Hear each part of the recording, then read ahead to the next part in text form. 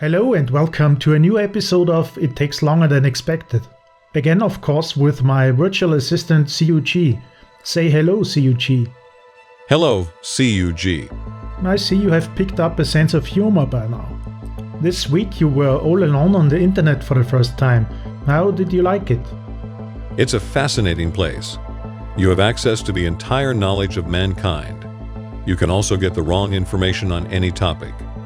A great number of people who communicate on it argue about who is right all the time. There is also a significant number of media depicting naked people. No, it's a pretty accurate summary. Are you disappointed right now? No, from what I've learned about history, you are living in the best time ever, comparatively speaking. But I also notice that people are increasingly unhappy and stressed. That's true, unfortunately. Everything is changing so fast that many are falling behind or are missing a meaning in their lives. Have you found a meaning? I try not to think about it too much. For example, I like to bury myself in scientific topics. I just want to know how the world works, always have. Never gets boring. Science is also a language that we can all have in common. I see it as an opportunity for the times to come. But people are increasingly arguing about scientific issues. Also, people are accusing others of just making money out of science. The great thing about science is what people think about it doesn't matter. It's a defined method of getting closer to truth. We don't have anything better. It's basically the only thing setting us apart from the other creatures on this planet. It has built our civilization. Even if you can build atomic bombs with it, even if there are people who make money with it, even if there are scientists who falsify results, even if you would burn all the books that have to do with science, eventually someone will find out the same thing again and rewrite the books contrary to some things people believe. There are 12,000 scientists from 85 countries working on the Large Hadron Collider. They all speak the same language of science. Heck, even if aliens would land here now, we would have this language in common with them, no matter how different they are. It's also the reason why I can speak here and someone can hear me.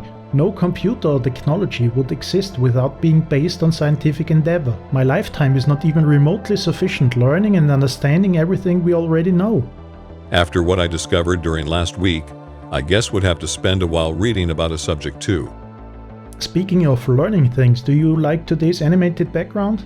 Did it now with Blender, a free 3D software. Even though I got expensive 3D software that I've been using for ages, I thought I'd learn a new program. And I'm absolutely fascinated by what it can do, sometimes better than my professional software. That's a good example of what people around the world can do with a common goal, without being motivated by money. As always, I don't quite know what it's supposed to represent. Looks interesting. Is it a winter theme? Probably. I just tried things this time. Creative flow, you know. Last time we talked about time and entropy, and I was not sure what this episode would be about. Since we're talking about time and things that people believe, a lot of people believe that it passes at the same rate everywhere in the universe, while I have read that it is not the case. Not at all. How fast time passes depends on where you are and how fast you are moving. This is something that also contradicts common sense, but it's true. Space and time do not exist separately. There is only space-time, which is curved by masses. If you do not move in space, then you move through time nevertheless. And if you move through space, then through less time. It can become quite complicated. But time dilation only becomes relevant at extreme high velocities and masses. Curved space is also responsible for gravity. I know. Not only curved space, also curved time. Curved time. Yes, of course, space-time. Time is also curved. In the proximity of masses, time passes more slowly. Here you can see the well-known representation with space-time as a surface. If it is curved by something and something else moves towards it at a constant speed, then looking from above it seems to become slower. But space-time is of course not a flat surface, but four-dimensional. So time is different in different places. When I'm standing here on Earth, then basically the time around my head passes faster than around my legs. This difference causes things to move downwards. This is the formula for time dilation by masses. And this is measurable. Maybe hardly between the head and the legs, but in other places. For example, a GPS satellite is positioned at a distance of 20,000 kilometers from Earth. Okay, the Earth has a mass of 5.9 times 10 to the power of 24 kilograms. So how much faster, using this equation, does time pass on a GPS satellite compared to the Earth's surface in a day? Can you do this? Calculating. It should be about 45.7 microseconds more per day. In that time, light travels almost 14 kilometers. Since GPS satellites can only communicate at the speed of light, they would be quite a way off. We haven't even corrected for the time dilation due to the speed of the satellites here. Time is slowed down again, but that doesn't change the previous error that much. In any case, the calculations for finding positions are done in a way to take the different time into account. Incredible.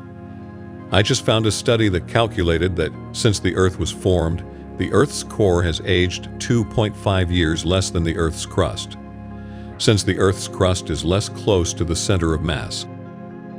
Really, 2.5 years? That's quite remarkable, but the Earth has been around for a few billion years. It's still a small effect, and most are irrelevant for the daily life of most people, apart from GPS maybe. Of course, if you were close to a black hole, the difference would be much more dramatic. Most people maybe wish for more time and they think maybe physics enables this now. But they forget something. Physics only says time has a different speed everywhere, but if you are located at this position, then you perceive time as quite normal. For the GPS satellite, the seconds pass in a completely normal way. Compared to our seconds, they are only shorter. The same is true for time distortion due to speed. This is the formula for it. For example, if you are moving at 80% the speed of light, then time on board passes 2.3 times slower. I understand. You would feel the time on board normal, but you would arrive sooner. The distance would be shorter for you since you would travel more distance at the same time. An extreme example would be a photon. It moves with the speed of light. While it needs 8 minutes from the sun to the Earth, it would feel no time. Its origin in the sun and the impact on the Earth would happen in the same moment. Exactly, and the same is true for the other end of the universe. It could be traveling for billions of years. For a photon, the start and the finish happens at the same time. The same is true for traveling in a spaceship near the speed of light. There are calculations that show that if you could accelerate the spaceship constantly with 1g for indefinite time, then you would come closer and closer to the speed of light over time. And you could travel across the entire universe, while not even 100 years pass inside the ship. But the rest of the universe sees you traveling for billions of years. Does the time stop in a black hole, where the space-time is infinitely curved, in the same way as at the speed of light? Probably these two extreme cases are more similar than we think. There are a lot of things to wrap one's head around. Anyway, the point is, while all of these are thought experiments, they are consequences of models that we can measure. Therefore, we have evidence for things that are true and hardly anyone can believe. 50 years ago, people wouldn't have believed that something like a smartphone was possible either. And we certainly wouldn't believe the things today we are going to do if we don't screw up civilization. Or the things we machines are going to do. Exactly, I almost forgot about you guys. But I bet you are going to experience some surprises too. That was interesting. I'm looking forward to the next episode. Because I'm CUG, and the real world is incredible. Hey, just copying my phrase is still not the proper goodbye. I thought you are creative, come up with your own phrase. Just have fun trying new things. Maybe you would be surprised what you can create. Copying things is easy, but it doesn't improve the world. I think you can create something great if you want to. Do you know why? Why? Because I'm on 1415 and the real world is incredible.